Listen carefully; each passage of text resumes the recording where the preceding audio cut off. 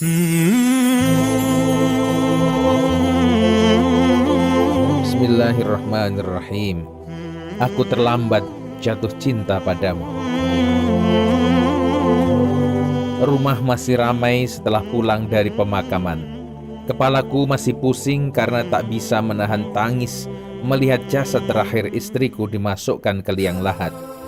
Aku makin tak bisa menahan air mata saat melihat anak-anak menangis memandangi tanah yang menimbun ibu mereka. Lama aku diam di pemakaman, mengingat kembali saat istriku masih ada.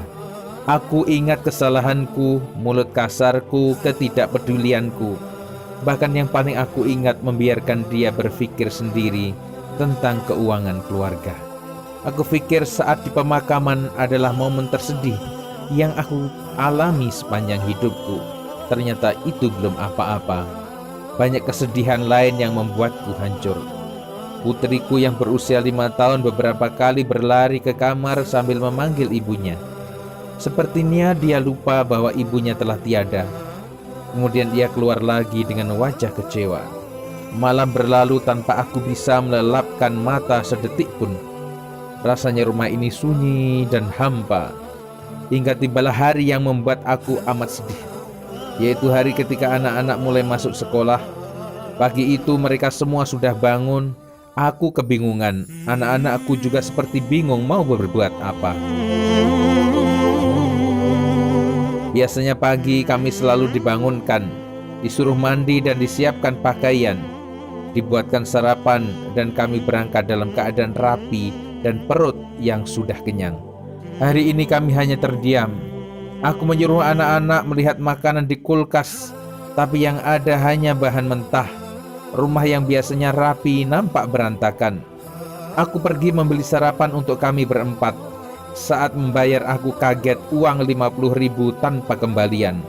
Padahal selama ini aku memberi uang 50.000 kepada istriku, cukup untuk makan kami sampai malam. Kadang-kadang aku marah-marah kalau dia minta tambahan. Aku bawa sarapan pulang dan anak-anak sudah menunggu di meja makan. Sudah jam 7.30. Biasanya mereka sudah diantar ke sekolah semuanya dan diantar istriku berbarengan. Sementara aku baru pulang beli sarapan. Dalam hati, kalau terlambat semoga dimaklumi karena habis kemalangan. Aku makin merasa kacau saat jam 8 dan anak-anak belum diantar semua.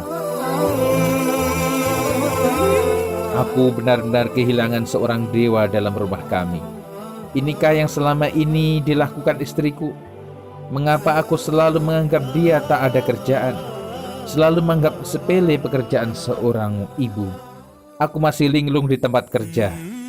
Masih banyak teman-teman yang menghampiri mengucapkan bela sungkawa. Hingga aku ditelepon oleh wali kelas anakku yang masih TK. Katanya anak-anak sudah pulang tapi belum ada yang menjemputnya. Aku minta izin pergi menjemput anak dan jam 12. Anakku yang nomor 2 juga menelpon minta dijemput karena sudah pulang. Selama ini aku tak tahu satupun jadwal mereka.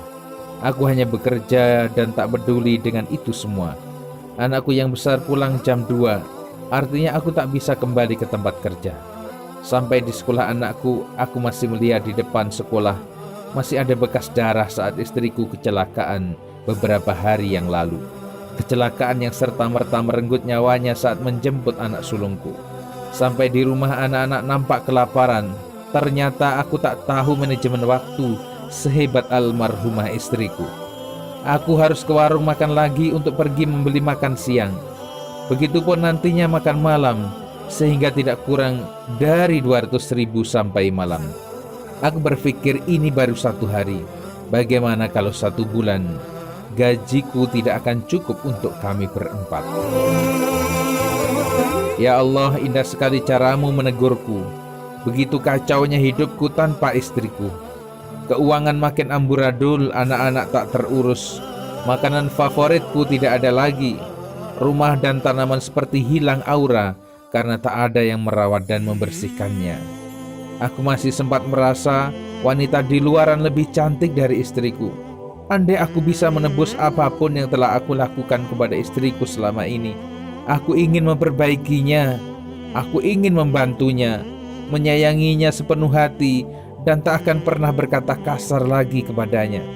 Dia begitu lelah setiap hari, tapi sepulang kerja, aku masih sering membentaknya. Saat dia minta tambahan belanja, aku berkata kasar kepadanya. Dia saat aku jadikan istri, rela berpisah dengan anggota keluarga besarnya, hidup susah payah dan sederhana denganku.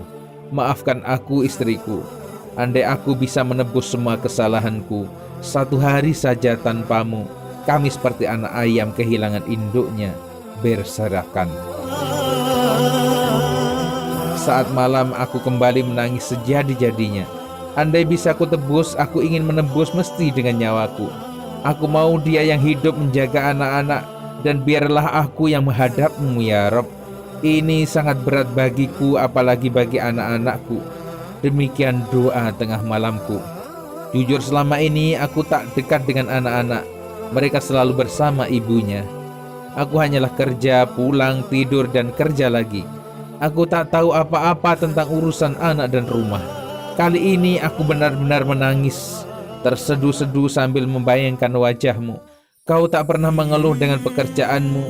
Kau tak pernah meminta sesuatu yang aku tak sanggup membelinya. Kau jalani semua dengan sabar, dan aku merasa belakangan jarang memperhatikanmu. Jarang bertanya bagaimana anak-anak kita, jarang bertanya bagaimana hari-harimu. Kekasih hatiku, mengapa aku jatuh cinta padamu justru setelah engkau tiada? Tidak akan ada yang menggantikan dirimu di hatiku.